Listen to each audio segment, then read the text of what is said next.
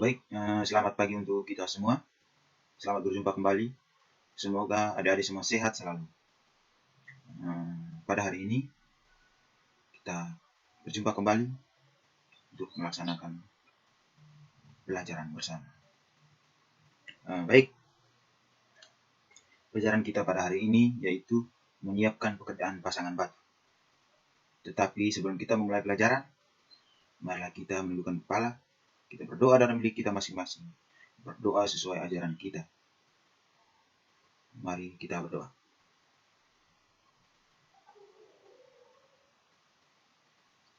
Baik, terima kasih. Pelajaran kita yaitu pada hari ini menyiapkan pekerjaan pasangan batu. Pasti adik-adik semua pernah melihat atau pernah melakukan pekerjaan membangun suatu bangunan. Pasti dasar dari bangunan itu berdiri yaitu menyiapkan pekerjaan pasangan batu. Untuk itu saya harapkan adik-adik semua menyiapkan diri dengan baik agar proses belajar pada pagi hari ini dapat berjalan dengan baik. Pelajaran yang akan kita tempuh pada hari ini ada 4 indikator, yaitu yang pertama menyiapkan lokasi dan material pasangan batu, yang kedua melakukan pekerjaan pengukuran dan leveling lapangan, dan yang ketiga memasang papan duga pekerjaan batu, dan yang keempat cara melaksanakan pekerjaan pengukuran dan papan duga. Ada tujuan yang dapat kita capai pada pelajaran hari ini, yaitu yang pertama, siswa dapat memahami dan mampu menyiapkan lokasi dan material dalam pasangan batu. Terus yang kedua, siswa harus memahami dan dapat melakukan pengukuran dan leveling di lapangan. Yang ketiga, siswa dapat memahami dan melakukan praktik pemasangan papan duga. Yang keempat, siswa juga dapat mampu melaksanakan cara-cara pelaksanaan dan pengukuran serta pemasangan papan duga. Baik, dari 4 poin di atas, apakah ada yang sudah mengerti? Baik, untuk tidak memperpanjang waktu, saya langsung saja ke materi yang pertama, yaitu menyiapkan lokasi dan material pasangan batu. Untuk yang kedua, yaitu lokasi. Ada beberapa hal yang perlu kita siapkan di lokasi kegiatan atau pekerjaan pasangan batu. Yang pertama, di dalam pekerjaan pembersihan lokasi, kita harus membersihkan sampah yang akan menghambat jalannya pekerjaan. Itu merupakan salah satu pekerjaan yang dilakukan pada awal pekerjaan. Yang kedua, memindahkan benda yang akan menghambat proses pekerjaan. Contohnya, sebuah bongkahan batu yang besar atau pohon-pohon yang besar yang menghambat proses pekerjaan lokasi. Yang ketiga, membuat penerangan dan sarana kebersihan seperti lampu dan tersedianya air. Prasarana seperti lampu dan air merupakan salah satu hal yang paling pokok dalam persiapan lokasi. Yang kedua, material. Material yang perlu disiapkan dalam pasangan batu meliputi yang sudah saya jelaskan tadi, yaitu ada batu pecah, peralatan pengukuran, water pass, selang plastik, dan papan meteran. Yang ketiga, peralatan kerja, sendok, spesi, cangkul, dan palu. Yang keempat, bahan adukan, pasir, semen. Dan yang kelima, tempat membuat adukan atau spesi. Yang berikut kita lanjut tentang melakukan pekerjaan pengukuran leveling di lapangan. Teman-teman lihat di gambar sini. Ini ada 2 cara dalam melakukan pengukuran. Baik, pekerjaan pengukuran leveling lapangan with set merupakan jenis pekerjaan yang digunakan untuk mewujudkan dana bentuk bangunan menjadi suatu bangunan pada tanah lokasi yang telah disediakan. Jadi di sini teman-teman mengukur sesuai dengan gambar denah yang sudah dibuat atau sudah direncanakan dari awal.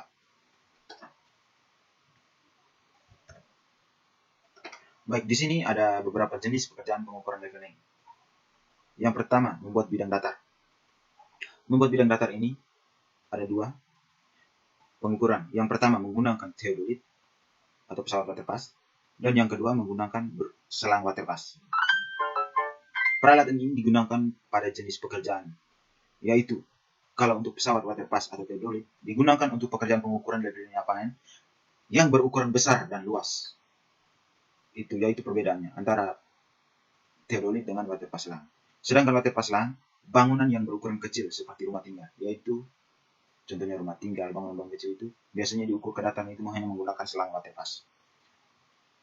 Jikalau bangunannya besar dan luas, digunakan pesawat waterpas atau teodolit sebagai pembuat bidang datar. Yang ketiga, cara membuat garis siku-siku. Untuk membuat garis siku-siku, banyak dilakukan dengan memanfaatkan dalil Pythagoras, yaitu teman-teman pasti sudah tahu rumus Pythagoras, yaitu perbandingan sisi miring BC dengan sisi datar AC dan sisi tegak AB dengan angka perbandingan AC berbanding AB berbanding BC, yaitu 3/4/5. Jadi teman-teman lihat sini, sesuai dengan gambar yang teman lihat. Di sini teman-teman mengukur 30 cm dari ujung sudut ini sampai ke ujung meter ini. Terus sisi 4-nya dari sudut ini ke sisi ujung meter yang ini. Itu jaraknya 40 cm. Dan untuk mendapat kesikuannya, teman-teman harus mengukur jarak dari titik ini ke titik ini harus pas berjumlah 50 cm. Maka bangunan itu sudah membentuk garis siku-siku. Baik, selanjutnya yaitu cara atau langkah-langkah mengontrol hasil pekerjaan. Teman-teman, cara atau langkah mengontrol hasil pekerjaan yang pertama yaitu menarik garis titik B sejajar dengan AC. Yang kedua, menarik garis dari titik C sejajar dengan AB. Yang ketiga, perpotongan dua buah garis BD dengan CD berpotong di titik D dan berbentuk bidang segi 4. Jadi, jarak diagonal BC harus sama panjang dengan AD. Bila jarak diagonal antara BC dengan AD belum sama panjang, maka yang menghubungkan titik CAB belum membentuk siku-siku. Jadi, kalau jarak diagonal antara BC dengan AD belum sama panjang, berarti garis yang menghubungkan titik CAB belum membentuk siku-siku. Dan pengerjaan pengukuran harus dilakukan ulang sampai jaraknya BC dengan AD sama panjang. Itu untuk mengontrol hasil pekerjaan. Yang berikut, memasang papan duga pekerjaan pasangan batu. Syarat pemasangan papan duga. Teman-teman sudah tahu syarat pemasangan papan duga? Begini, ada beberapa syarat pemasangan papan duga. Yang pertama, kedudukannya harus kuat dan tidak mudah goyah. Yang kedua, berjarak cukup dari rencana galian. Jadi, teman-teman tidak boleh mendekati rencana galian untuk penanaman titik papan duga. Yang ketiga, titik hasil wetset ditempatkan dengan tanda yang jelas, yaitu teman-teman bisa menggunakan tanda dengan paku atau spidol atau alat tulis lainnya yang tidak mudah hilang. Sisi atas boplan harus terletak satu bidang horizontal dengan papan bangunan boplang yang lain. Jadi teman-teman di sini cara pemasangannya, sisi atas boplang itu harus rata atau horizontal.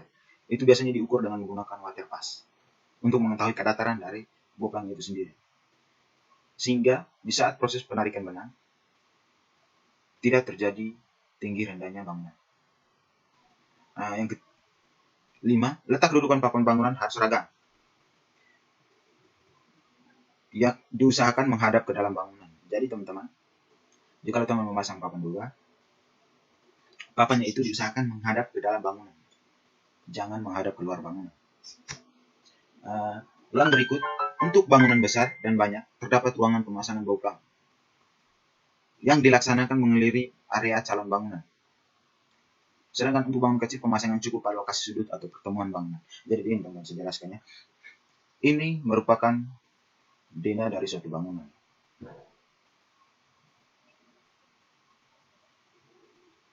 Dan ini merupakan adalah papan boplang yang dipasang. Jikalau bangunan itu besar, maka papan boplang dipasang mengelilingi bangunan tersebut. Jikalau bangunan besar, ini merupakan papan boplang dan ini adalah kayu pasak yang ditancap sebagai dudukan papan boplang. Dan jika bangunannya itu kecil, cukup hanya digunakan pada tiap-tiap sudut bangunan. dia hanya sebatas ini saja, tidak lebih dari itu. Nah, ini dia hanya di tiap sudut bangunan saja. Baik, titik-titik pada papan bangunan yang menunjukkan dinding tembok dapat dijelaskan dengan tanda dari paku yang juga berfungsi untuk menarik benang sebagai sumbu tembok. Untuk menghindar kesalahan yang disebabkan letaknya paku pada kedudukan paku, diberi tanda panah dengan cat meni. Jadi teman-teman, titik-titik yang menunjukkan dinding tembok itu dapat diperjelas dengan menancapkan paku. Seperti pada gambar yang kita lihat, ini paku ditancapkan di sini. Ini sebagai tanda bahwa ini merupakan dinding tembok. Terus, untuk memperjelas lagi, bisa diberi tanda dengan menggunakan cat meni.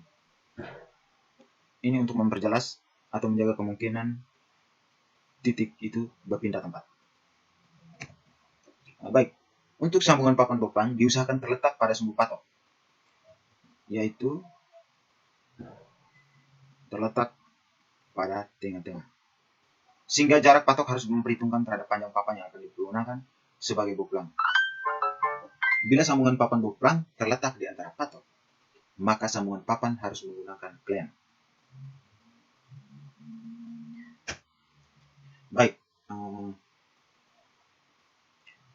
yang berikut yaitu cara melaksanakan pekerjaan pengukuran dan pemasangan papan duga atau papan boplang tadi. Yang pertama, teman-teman tanamkan secara dipancang deretan patok-patok menurut kedudukan tarikan benang. Jadi teman-teman sini harus menancapkan patok sesuai dengan tarikan benang yang sudah dibuat. Dan ini adalah sebagai dasar pengukuran bangunan.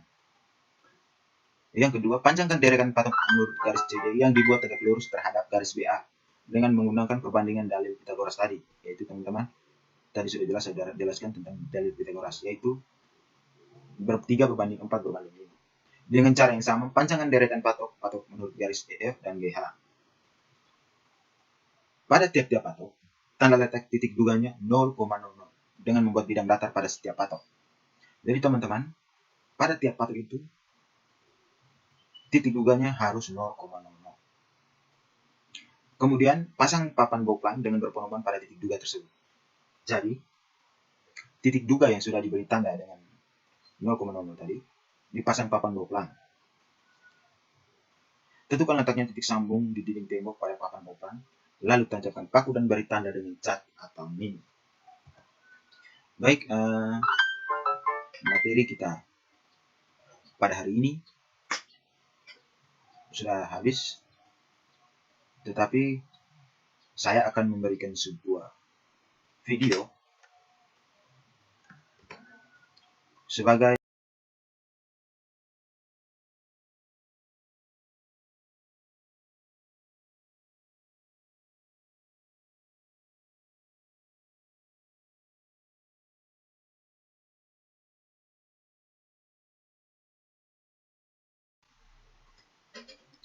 baik. Kalau jika teman-teman sudah menonton video tadi, berikut ini ada sebuah soal yang harus Anda kerjakan setelah mata pelajaran ini selesai dan dikirim kembali untuk saya periksa. Baik, Anda silakan baca sendiri soal-soal ini. Biar saya bacakan satu persatu untuk kalian ya. Yang satu, sebutkan dan jelaskan 3 hal yang perlu disiapkan di lokasi. Yang kedua, sebutkan material apa saja yang digunakan dalam pemasangan batu. Yang ketiga, apa yang dimaksudkan dengan pekerjaan, pengukuran, dan leveling lapangan. Yang keempat, jelaskan 5 syarat pemasangan papan duga. Yang keenam, syarat-syarat yang diperlukan dalam pemasangan papan duga pada pekerjaan batu. Ini adalah merupakan soal yang harus Anda kerjakan setelah selesai pelajaran ini dan dikirim kembali ke PA melalui alamat email PA yang akan saya bagikan sebentar ya. Nah, baik.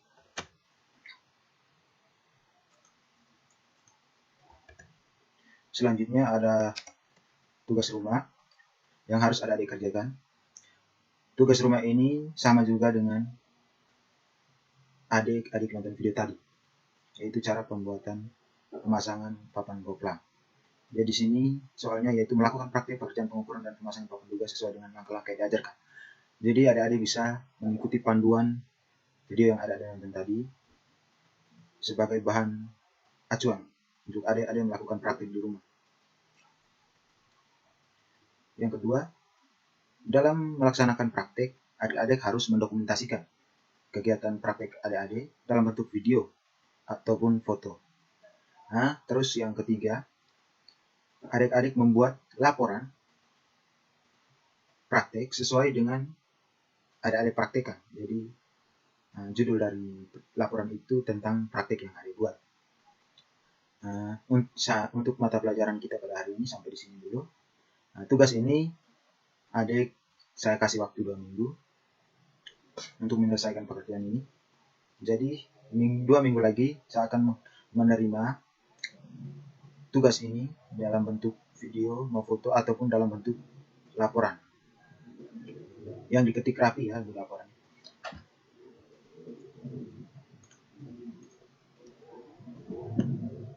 Baik, sekian dulu mata pelajaran hari ini. Semoga adik-adik mereka sehat selalu, jaga kesehatan, karena saat ini kita masih mengalami suasana yang tidak menyenangkan, yaitu dalam masa COVID-19. Jadi adik-adik diharapkan selalu mematuhi protokol kesehatan agar adik-adik terhindar dari COVID-19. Sebelum itu kita menutup mata pelajaran ini dengan doa. Marilah kita berdoa dalam diri kita masing-masing. Berdoa dimulai. Baik, terima kasih. Sekian dan terima kasih. Sampai jumpa lagi adik-adik semua di pertemuan berikutnya.